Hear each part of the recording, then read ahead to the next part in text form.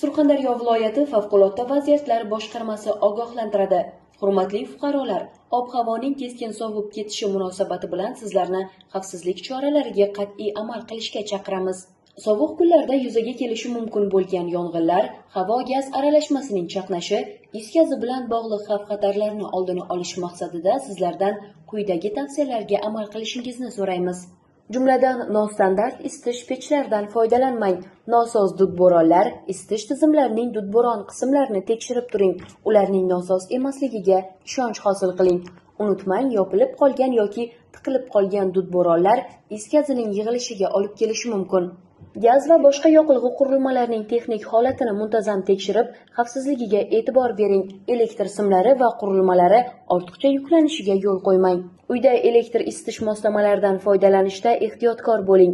Nostandart elektr pechlaridan foydalanmang.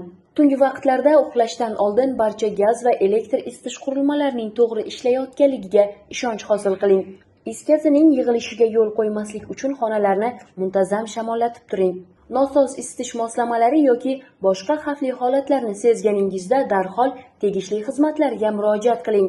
Sovuq kunlarda yong'in xavfi, gaz-havo aralashmasining chaqnashi, is gazining yig'ilishi kabi holatlar xavf tug'dirishi mumkin. Xavfsizlik choralari barchamiz uchun muhim.